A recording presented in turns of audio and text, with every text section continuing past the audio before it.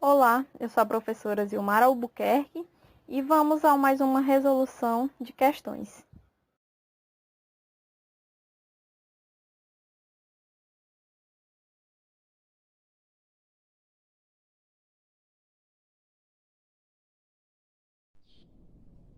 Quinta questão. Um objeto de massa m constante está situado no topo de um plano inclinado sem atrito. Se ele está sem atrito, não tem nada que atrapalhe a aceleração desse corpo, né? Então, de um ângulo de inclinação θ, conforme mostra a figura abaixo. O objeto está inicialmente em repouso. Se ele está inicialmente em repouso, não tem nenhum tipo de movimento sobre ele, né? Ele está parado a uma altura h da base do plano inclinado e pode ser considerado uma partícula, tendo em conta as dimensões envolvidas. Num dado instante, ele é solto e desce o plano inclinado, chegando a uma base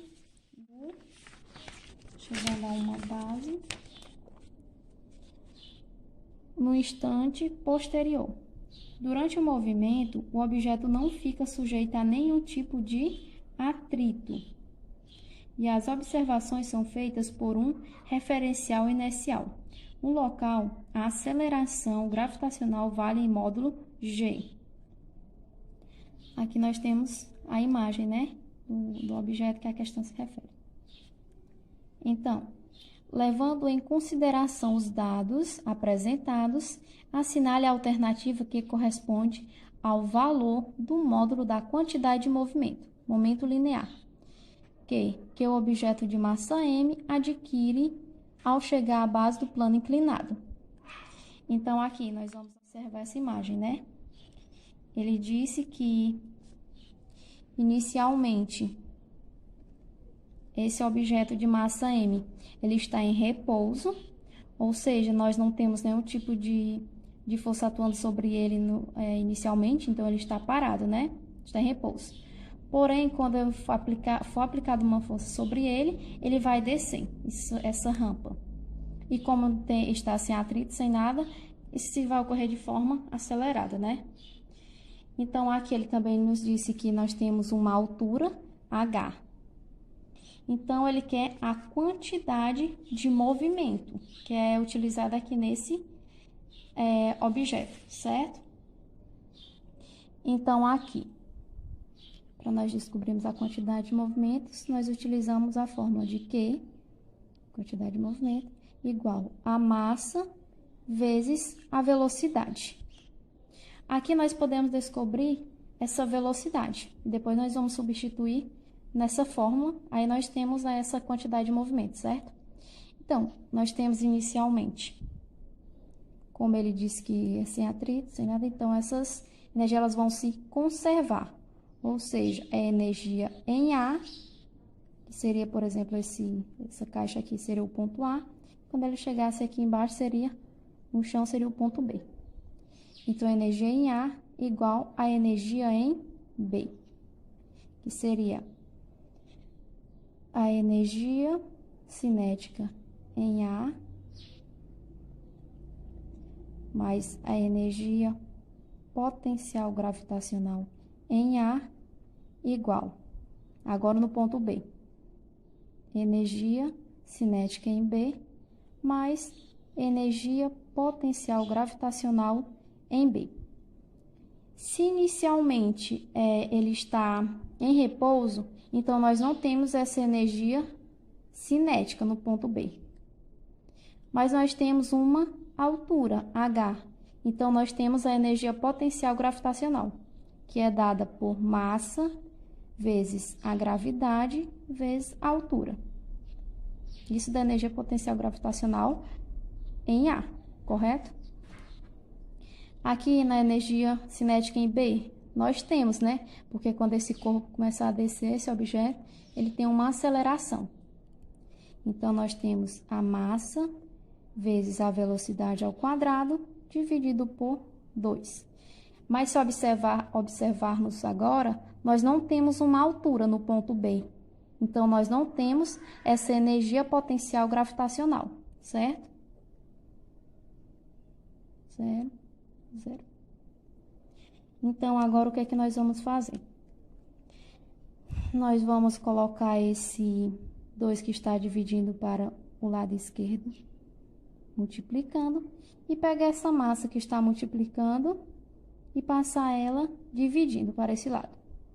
Vamos fazer isso. Vamos ficar com 2 vezes a gravidade vezes a altura, igual a massa vezes a velocidade ao quadrado, dividido por essa massa. Aqui nós podemos cortar essa massa com essa massa. Vamos jogar a velocidade para esse lado. Então, velocidade ao quadrado igual a 2 vezes a gravidade vezes a altura. Então, aqui nós podemos jogar na raiz, para cortar essa raiz aqui, né? A velocidade ao quadrado da raiz e esse daqui também. E aqui nós podemos cortar essa raiz. Então, vamos ficar com velocidade igual. Esse aqui não podemos cortar, vamos repetir.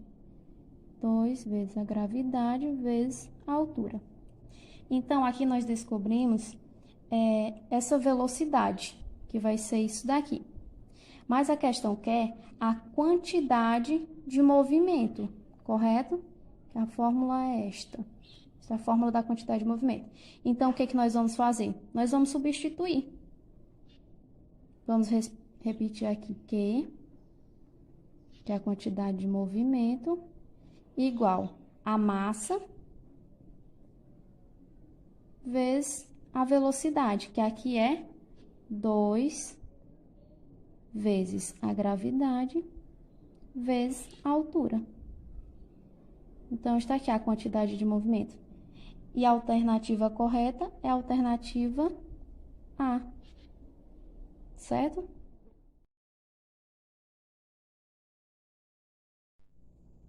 Sexta questão.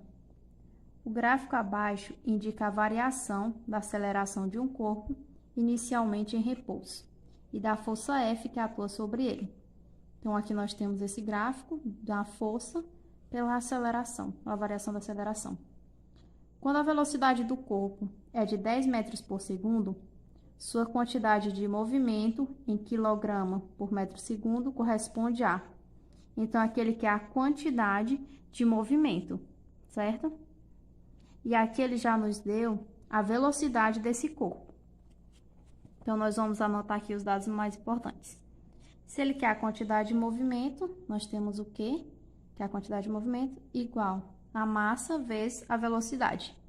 Aqui ele já nos deu a velocidade, que é 10 metros por segundo, correto? Então, agora, nós vamos descobrir essa massa. Aqui, para resolver essa questão, nós podemos utilizar a segunda lei de Newton, que ela fala o seguinte, que uma força resultante, ela age sobre um corpo e essa força, ela deve ser igual ao produto da massa do corpo por sua aceleração. Seria o seguinte, seria a força igual a massa vezes a aceleração.